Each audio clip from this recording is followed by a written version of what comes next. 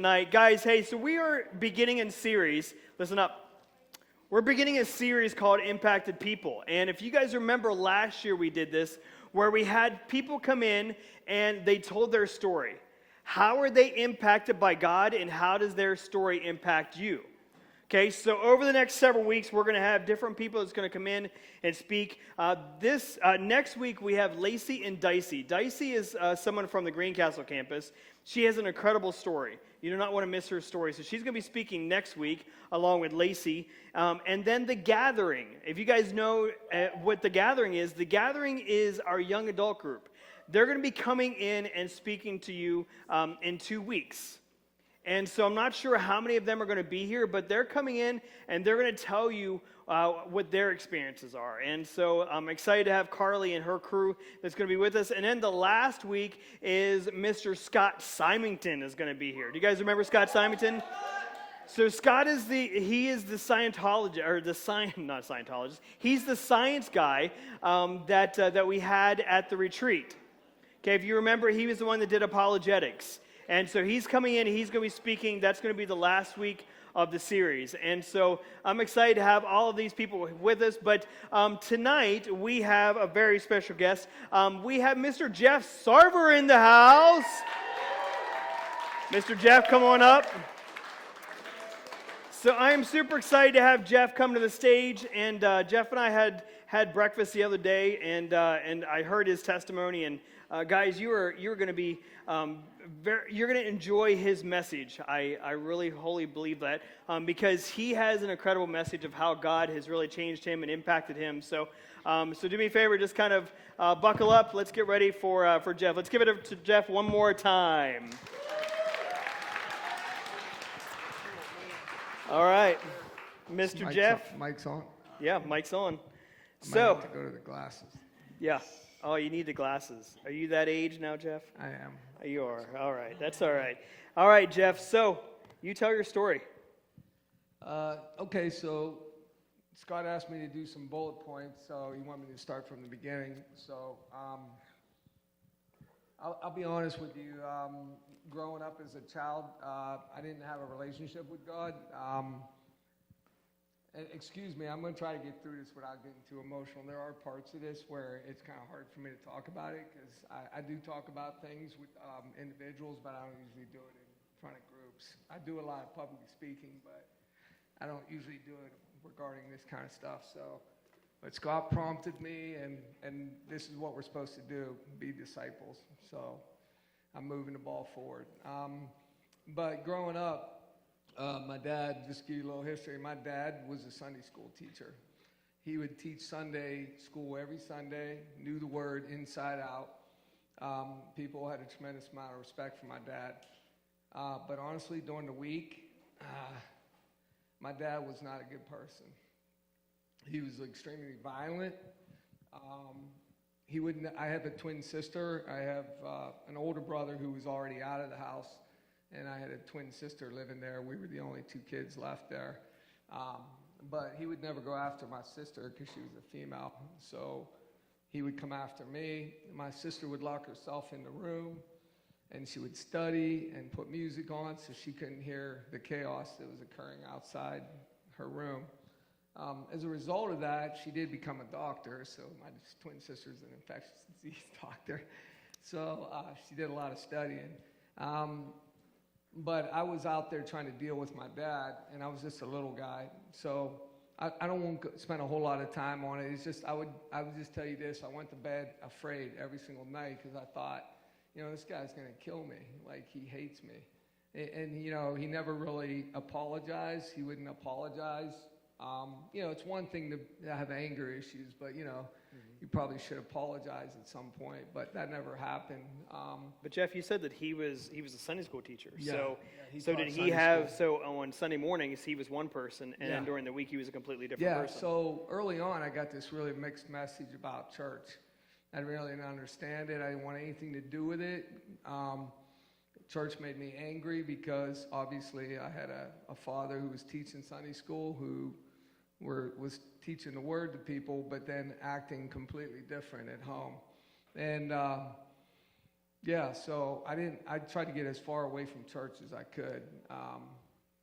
And I was kind of angry, I mean, I grew up a little bit angry. Then it went on to how it affected my life at home, translated to school.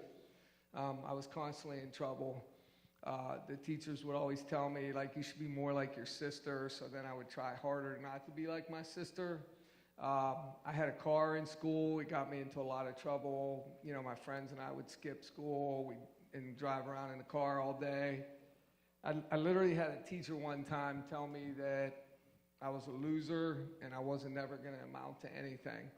And he actually did me a favor later on in life because, I know his name to this day. I never forgot him, but he planted a seed in me, and I'm a very driven person.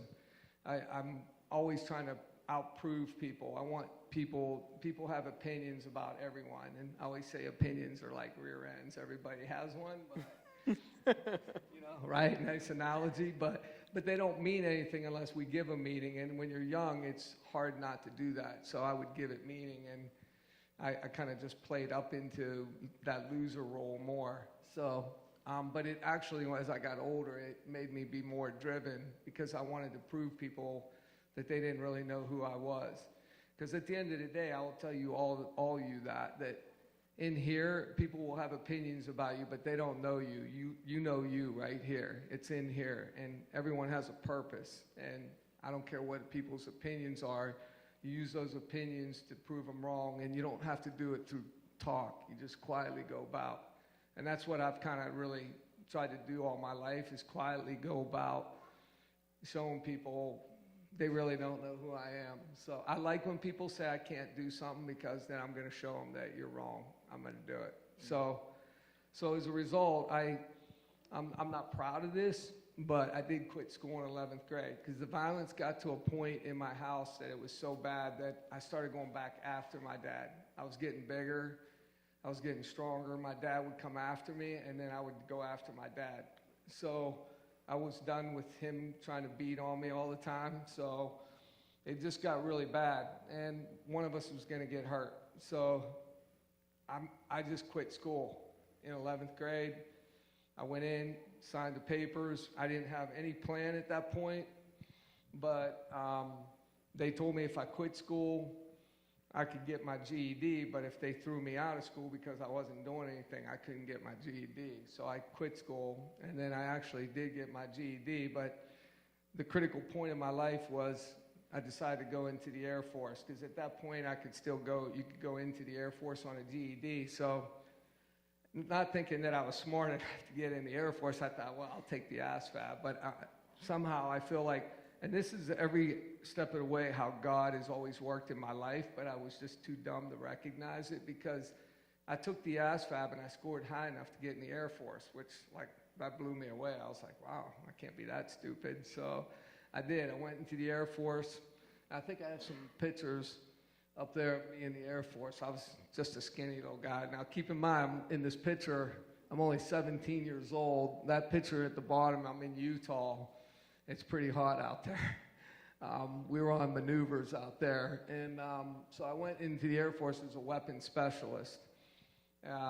Probably not a good field to go into when you had the anger issues I had, but that's what I did. I wore a blue beret. I trained right alongside Green Berets. I went through Air Base Ground Defense, but the only difference was my beret was blue, theirs was green. So I did the Air Force thing for 4 years. I got out, went into the military reserves, and I was stationed out of the Pittsburgh airport. I flew on the C-130 Super H Hercules. I was part of the air crew status.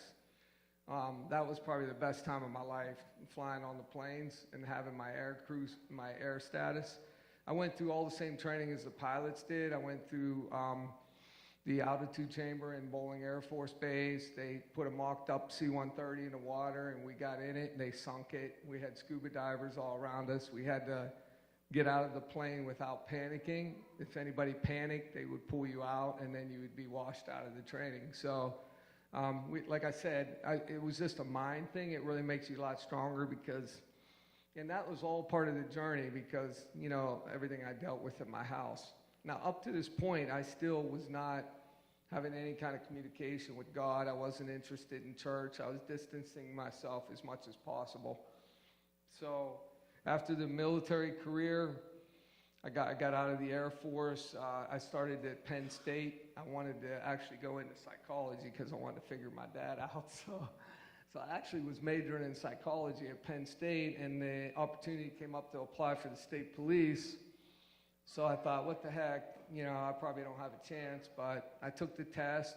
I actually made it past the first phase. It's a 2-year process. It took almost 2 years to get into the state police. And yeah, that's my picture up there. When I think I was 29 years old right there. I had already done my military career, and I was at Penn State. I almost didn't take the job because I liked what I was doing at Penn State, but I thought it was an opportunity. So I went into the state police, and I was stationed at, I got assigned to Chambersburg right out of the academy. So I've been there, I spent my entire career there.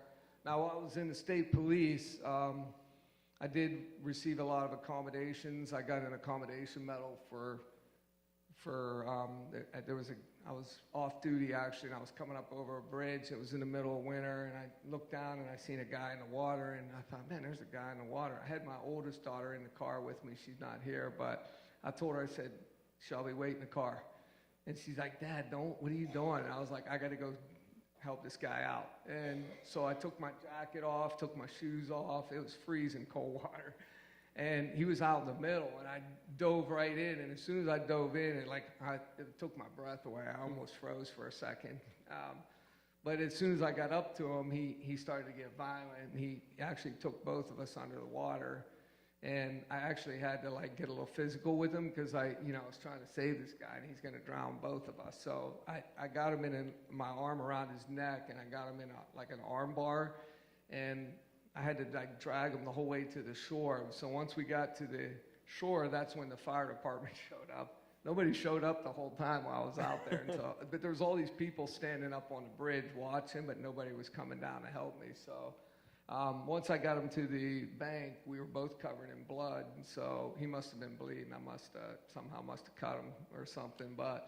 So we both had to go to the hospital, and we had to be treated for that. So I got an accommodation medal for saving that guy's life. And then I think, what was the other one I had talked to you about?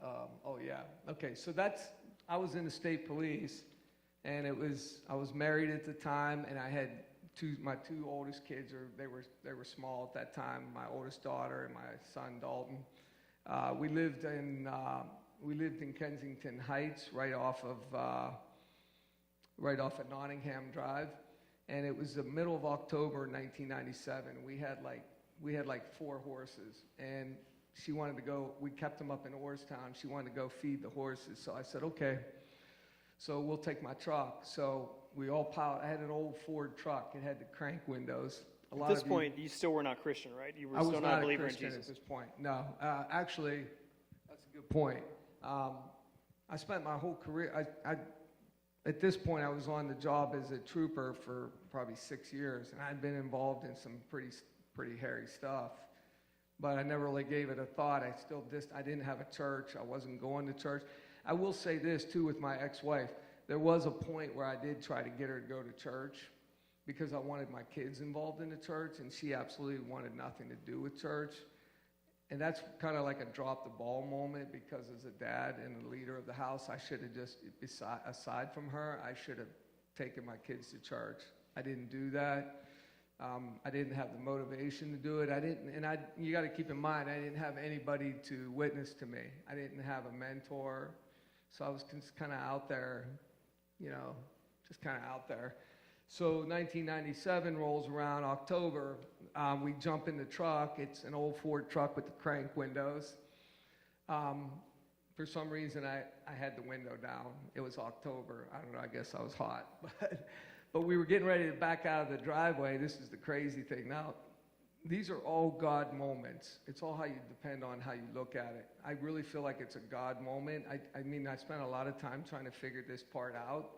And then I just had to come to the realization that no matter how bad this was, that this was going to happen. Because I'm not saying that God was doing it to get my attention, but there's obviously a path, and instead of leaning on my own understanding, I have to trust the path, and the path will become straight, right? So I was getting ready to back out of the driveway, and my neighbor, we lived in a townhouse, and our driveways are connected, and he was literally backing out of his driveway, and I told him, his name was Charlie, and his wife's Kim, and I said, go ahead. And he said, no, you go. And I said, no, go. And he goes, Jeff, go. So I said, okay. So I backed out first. There you go. He literally was right behind me. So we come out of Kensington Heights. We're coming down Funk Road towards Rocky Spring. And we get right about to the intersection. My ex-wife tells me, can you roll the window up? It's cold. So I said, yeah. So I had to take the seatbelt off because anybody knows about an old Ford truck. When you lean forward, the belt locks. So I can't get the crank. So I let the seatbelt off, and it was right here on my shoulder. And I started cranking the window up, and I had the window about halfway up. I see a red flash out of the corner of my eye. And the next thing I know, I'm going through the window. He hit me like a cannonball. The truck starts to roll over. It actually did roll over on its side. It was on my side, and it was sliding, and I could tell I was half out of the truck, and I was half in the truck, and I could tell it was dragging me. My head was dragging on the ground, and I was trying to get my head up off the ground. I was reaching down, grabbing the seatbelt, trying to get it off my leg because I knew it was hung up. And I thought, holy smack, this thing's dragging me. And it was just dragging my head the whole way across the ground, and then there was a little parking lot there, and there was like a little pile of stones there, and as it hit those pile of stones, it started to flip. And as it started to flip, I mean, it had to be a God moment because I don't even know how I got the seatbelt off, but it pitched me free of the truck. But when it pitched me free, I hit the ground chin first. My chin hit the pavement first, and it shattered my jaw in 3 places. So I'm laying there. I'm hearing a lot of moaning. I don't know where my truck is. It's back here somewhere. I know my 2 kids and my ex-wife are still inside the truck. Nobody's making any noise. Nobody's moving. I didn't know it at the time, but there was a 16-year-old in the car that was killed instantly. He went through the rear window and hit the bed of my truck. So he was killed instantly. There was 2 other ones in the car, too. One of them was life-flighted along with us. But when everything came to a rest, I tried to gather myself, and as I sat up, I realized the window had cut me across the neck here. And I thought for a second it hit my carotid, because I knew I was in trouble, because now this is going to get a little graphic, but Scott, you wanted me to be real about this. So, I mean, God kept me awake for all of this, so I didn't lose consciousness, but as I sat up, the blood was squirting out of my neck, and it was coming out like extremely fast. And I thought, oh man. And so I reached up here to try to apply pressure to my neck, and all 4 of my fingers went inside my neck. And I was like, man, I said, I'm in trouble. We have pictures. No, I'm just kidding. Actually, there are pictures. I'm just kidding. There are pictures, but they were a little too graphic. But yeah, so I thought, man, I'm in serious trouble. And then when I thought it couldn't get any worse, this is a true story. My jaw was shattered in 3 places. My lower jaw was literally swinging from this side of my face all the way over here. It was going back and forth. I was freaking out. I was like, what is going on here? My face is falling off. Like, seriously. I thought, man, this can't get any worse. And then so Jeff, back to the the person that hit you. He was a 17-year-old. Yeah, he was 17. He went to Fanet Metal School. And so all of them went to Fanet Metal. And he ran a stop sign, correct? He did. He blew a stop sign right there. And I'll tell you the backstory behind that. The reason he blew the stop sign is, this is a crazy story, but they had stolen like 7 heads of cattle from a farmer up there. And they went and got a U-Haul truck, and they chainsawed the top of the U-Haul truck off, and they put the cattle in the truck, and they took it down to Greencastle auction house, and they literally auctioned all 7 of the cattle off, and they got a check. They did. Now, I don't know where the U-Haul truck was, because that's not what he hit me with, but he was in the process of going from one bank to another trying to cash this check, and none of the banks would cash it. The last one he went to was the Patriot on Letterkenny. They said, we'll cash the check, but we're going to put a hold on the funds for 7 days. And he's like, that won't work, because he knew he'd be found out at that point. He needed the cash right there. So he was so angry, he left the credit union, was coming down Rocky Spring Road, hotter than you can imagine. He was mad, and he didn't stop at the stop sign. He blew it, and I just happened to be. Now keep in mind, my neighbor was right behind me. He witnessed the whole thing. I mean, that really messed him up for a long time, because he realized if he would have went, that would have been him. So for me, that's like a God's moment. Because that was a God moment. It has to be, because I tried to get him to go in front of me, and he didn't. So he witnessed the whole thing. But as I said, after everything came to a stop in the intersection, I'm dealing with all these injuries, like my jaw swinging back and forth, the blood squirting out of my neck, my ear. I looked down when I thought it couldn't get any worse, and my ear is laying right here on my arm. And I literally could see that it was my ear. I was like, that's my ear right there. I was like, okay, how is my ear right there? So I thought, man, I don't want to lose that ear. It's only being held on by a piece of skin, a long piece of skin. So I reached up here to try to feel my head, and I couldn't feel anything. I had nerve damage already from my head being dragged on the ground. So I thought, man, this is it. This is where it's going to happen right here. I'm done. So I didn't know what to do, so I crawled over to the truck. It was on its roof, and I leaned up against the truck. And this is where it gets pretty real. I hadn't had any conversations with God at that point, but I thought my vision started to fade a little bit. I didn't realize my eyes were swollen shut, but it was like one of those moments that people describe where I thought everything was getting white around my eyes, and I thought, man, this is what people talked about. I'm starting to have an out-of-body experience, like I'm leaving my body. So I thought, man, I only got a couple minutes. I got to have a conversation here. So it seemed like forever. Nobody was coming to the accident scene, so it seemed like forever. So I laid my head back against the truck, and I just said it out loud. I said, listen, God. And I know my wife that I'm married to now, my beautiful sweetheart, she tells me I shouldn't say this part, but I mean, it's reality. It's what I was thinking. That's what I said. I said, listen, God, you probably don't know who I am because we've never had a conversation. So, and I literally said that. It's not hard, sorry. So I said, listen, I don't know what your plan is for me, but if this is it, I hope you accept me. I know I haven't honored you, or I haven't really done what I was supposed to do, but I apologize for that. And then I told him, I said, hey, if you give me another opportunity, I'll change my life forever.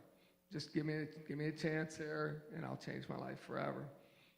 And so here I sit. But, I was life flighted on a helicopter from Chambersburg Hospital to York.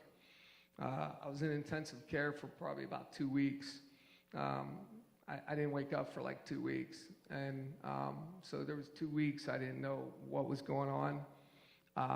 The two kids that were in the truck, my oldest kids, they didn't have an injury. They didn't have a scratch on them. That's crazy.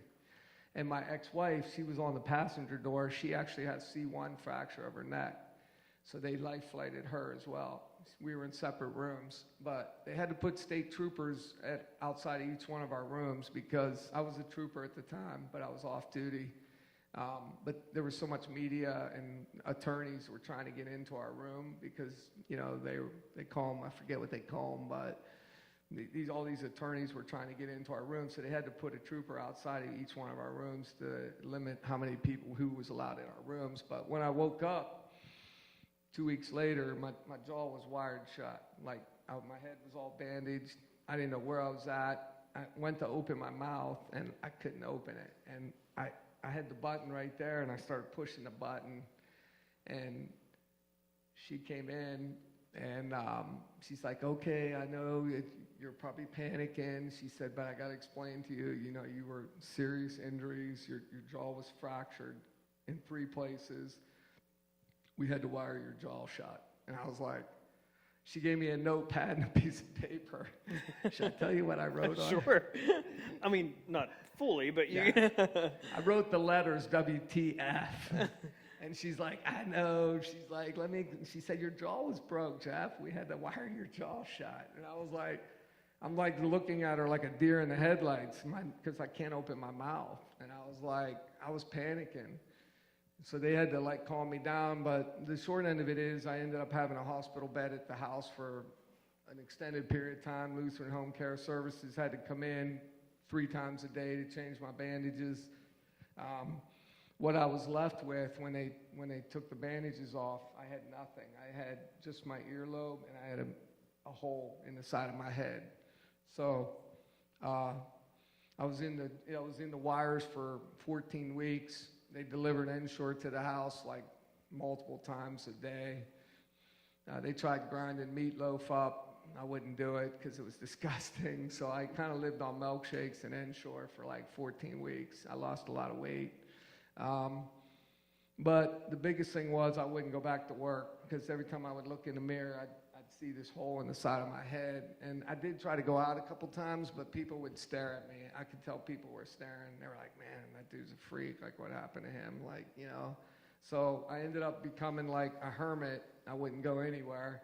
And then finally the troopers had enough of it, and they came to the house and said, listen, man, we're going to get real with you here because, you know, that's how we are, and you know you're a trooper, so we're not gonna beat around the bush here. They said, dude, you need to get over yourself. Like, man, you got a serious ego problem. And I was like, what are you talking about? I said, okay, we understand you lost a body part. It's an ear, big deal.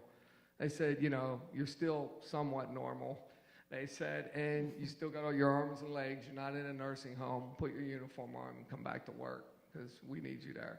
And so that message resonated with me, and, I still had that conversation with God in that intersection, but I really wasn't fully, like, thinking about it at that point. Like, man, he did save me, you know what I mean? Like, I was still having this ego problem, like, with my ear. Like, I was angry. I was like, man, this is messed up. Like, why me? And so I did put the uniform on, but I worked a lot of desk duty. I didn't want to go out on patrol because there was no way of hiding it. So I had to let everything settle down for like 2 years before they could reconstruct everything. So for 2 years, I had to walk around with just an earlobe. So, yeah, it was, and I got all the jokes. And then, believe it or not, right at that moment, 1997, it was the Evander Holyfield and Mike Tyson fight. No lie. That's where he bit his ear off. So they would joke. And they're too young for that. Huh? They're too young for that. But yeah, well, if you guys look it up, I don't know if you remember it, but Mike Tyson bit Evander Holyfield's ear off in a fight. It was right in 1997 when I lost my ear, so it kind of worked out. Another God moment.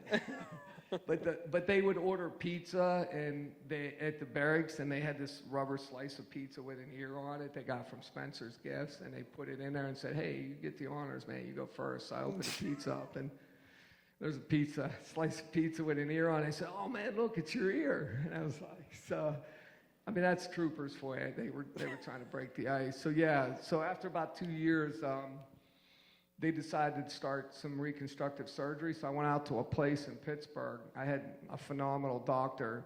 He took my rib cartilage from right here, and this is what he did. He attached it to my ear, and then it was attached to my head, and then I had these wires and these tubes with a pump, and I had to, like, continuously keep squeezing it to try to suck the ear in, and then, that's how you get all the ridges and stuff, and then finally, when they were ready, they wanted to give it its own blood supply. So I had to go back in, and they detached it from my head, but there was no skin back there, so they had to do a skin graft on my hip here to put skin back here. That was, I'm going to tell you, was more painful than anything I ever endured at that point. That skin graft was the most painful thing I ever experienced in my life. I would never wish a skin graft on anybody if anybody had one in here. Just the act of breathing was like a knife going at me because they took the skin and then they pulled it tight and sewed it, and now it's no longer elastic, so it had to get You had to stretch it back out to get it elastic. Every movement was painful. So I had to endure that. So once we got to the point where we could remove all the tubes, they wanted to go back in and cut it some more, make it look more realistic. But at that point, I had been through so much, I really don't want to deal with that. So I shut everything down and said, I'm good. I can wear a pair of sunglasses now. I'm good. So everybody thinks I was a wrestler, but that's not really the case. So fast forward to when you left the state police. When did you retire from the state police? So I retired from the state police in 2013, and I started at the sheriff's office. And you want me to talk about Larry real quick? Yep. Okay, so while I was at the sheriff's office, I was on the warrant team. So I led a warrant team. I had a bunch of guys on my team, and we go out and search guys that have gone from court. So I was out doing some surveillance on a house that we were going to hit. I was just going to get license plates and try to see if the guy was there that we were looking for. But while I was doing that, I heard a call come in from Mercersburg for a young man that was threatening to commit suicide. And I knew the chief of police there is pretty old. He's a retired trooper, but he's in his 80s. And I thought, man, I probably should go there and back him up. So I told county, I said, I'm going to go down there and back him up. So when I got there, the chief of police from Greencastle was there also. And the kid was in the backyard, this big giant kid. He had a huge buck knife in his hand. And he had said to the police, if anybody responds there, he's going to kill them and then he's going to kill himself. And so when I got there, the long short end of it was the two police chiefs. There were two police chiefs. They were doing a terrible job. They were not relating to this kid. So I asked one chief, I said, hey, can I have a word with him? And he said, yeah, sure. You're not going to be able to do anything. So then I went and introduced myself to him and I said, Larry, I said, my name is Jeff. I said, just ignore all this. I'm not here as a police officer. And at this point, I had already accepted Christ. I kind of jumped over that, but I started witnessing to this kid. I told him, I said, listen, man, Larry, I don't know what it is you've been through. I said, but God doesn't make mistakes. He puts people in our past for a reason, and so I'm here for a reason, because this isn't even my call. But I heard it, and I came here because I felt like you probably needed to talk to me. So we're going to talk. And I said, we're not going to talk about anything police rated. I said, I want to know what's going on in your life because I'm going to help you because I can do that. And he started telling me about his brother. He committed suicide, his older brother, and he was at a loss. That was his mentor, and he didn't want to go on anymore. And so I explained to him how to honor his brother is that you have a purpose and you have to reach that purpose. Otherwise, you dishonor your brother. And I said, you don't want to do that. So long short is, I spent 45 minutes talking to him there. I got him to put the knife down. At that point, the chief came over and said, all right, what's going on here? He's got to go to the hospital. What's it going to be, boy? And that's what he said to him. And he said, well, I'm not going anywhere with you. And he said, well, how do you think you're getting there? And he pointed at me. He said, I'm going with him. And then the chief was like, well, I don't think he can do that. And I said, well, I'll do it. So, and then Larry had a request. He said, I'm not going in handcuffs. And the chief tried to say, well, that's not an option. I said, well, time out. I said, he's going in my car. And then I told Larry, I said, Larry, listen. I said, it's like a highway. There's two lanes. I said, you stay in your lane, I stay in my lane. As long as we stay in each other's lane, we don't have any issues. You come in my lane, we got an issue. I go in your lane, obviously you got an issue. I said, you understand that? And he said, yeah. I said, okay, I'm not putting handcuffs on you. I trust you. So I didn't put handcuffs on him. I put him right in the back of the car. I drove him to the hospital. We talked the whole way there. I stayed with him the whole time. When he got out of the hospital, I took all the deputy sheriffs with me, went down to his house. It was his birthday. I got him a cake, sang happy birthday to him. He was in tears. We got him pizza, and we forged a friendship.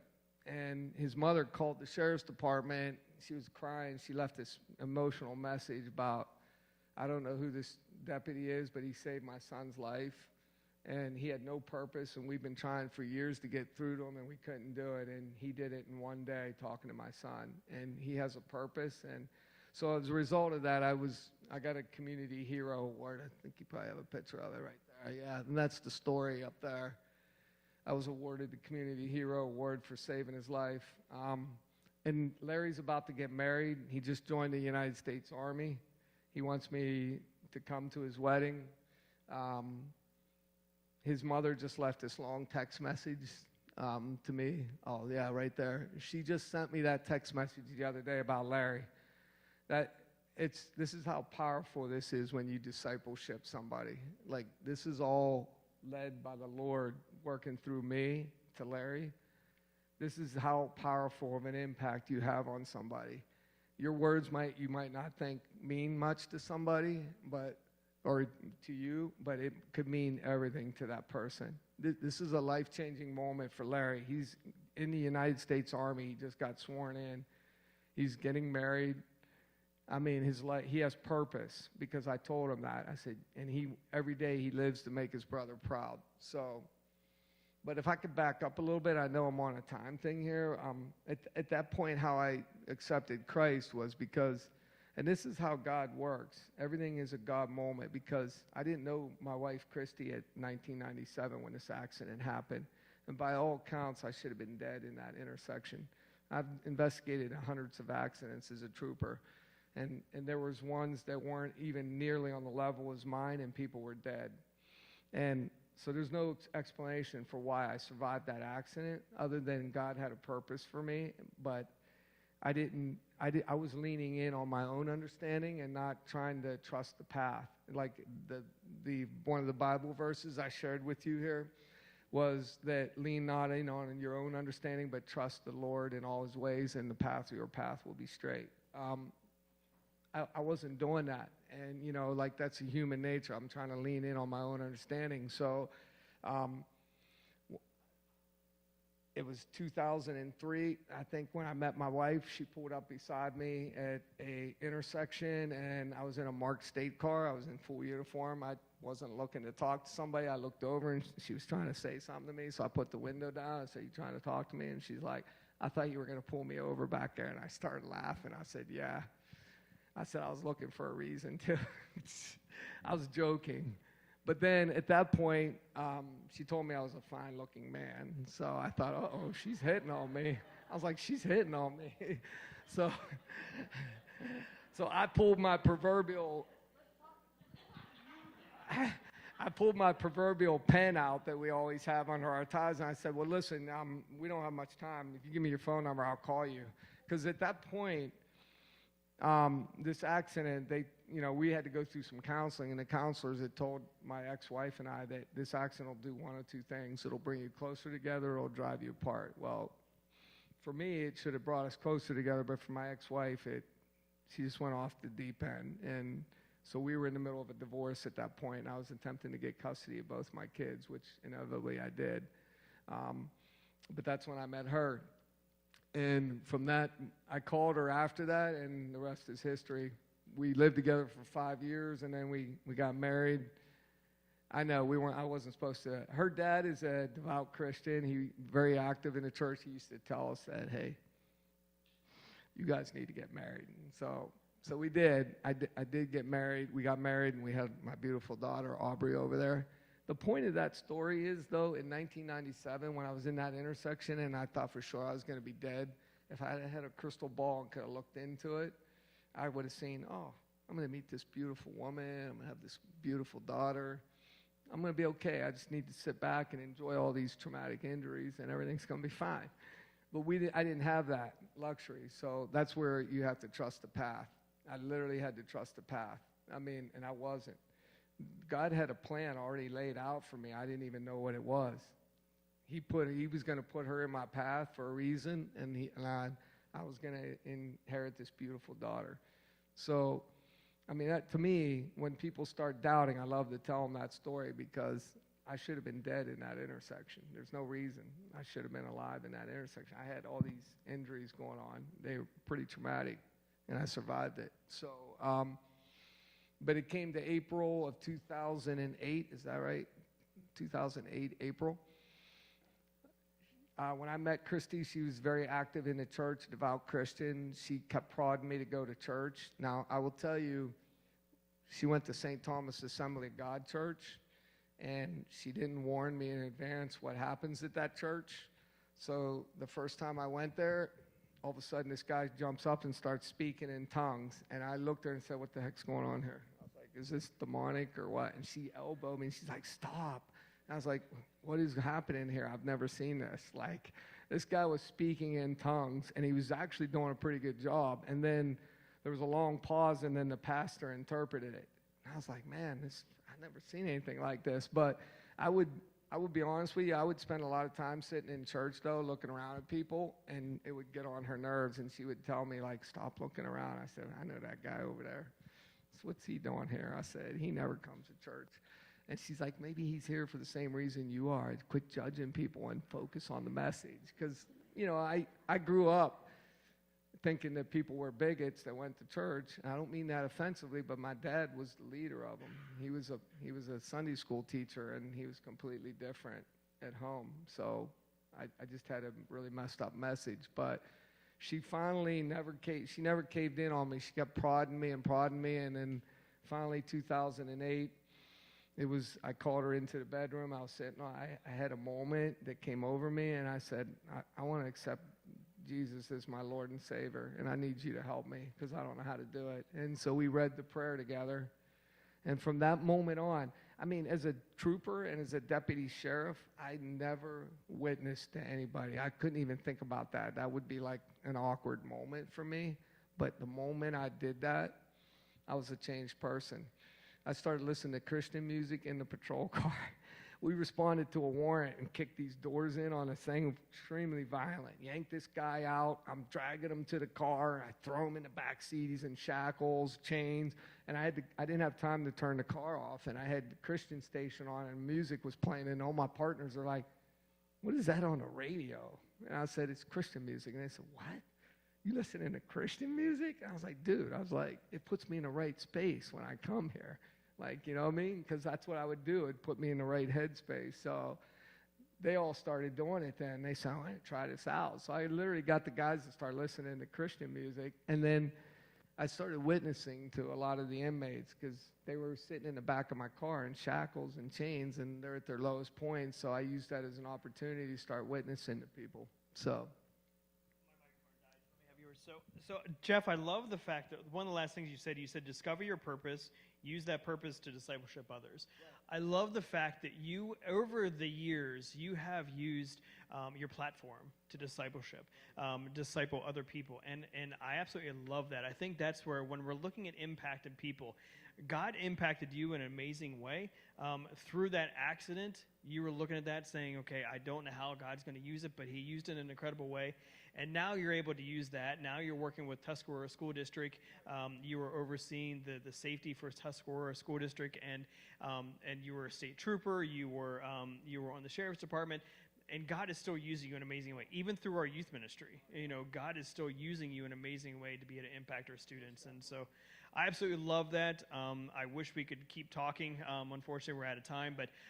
But guys, listen, I'm challenging you to come talk to Jeff. He's got some incredible stories. We sat there for 2 hours, and he just told me stories, and completely blown away by the stories that he had. But Jeff, I love the fact that you continue to be a disciple maker even today, and how you are discipling even the young students around you. So, yeah.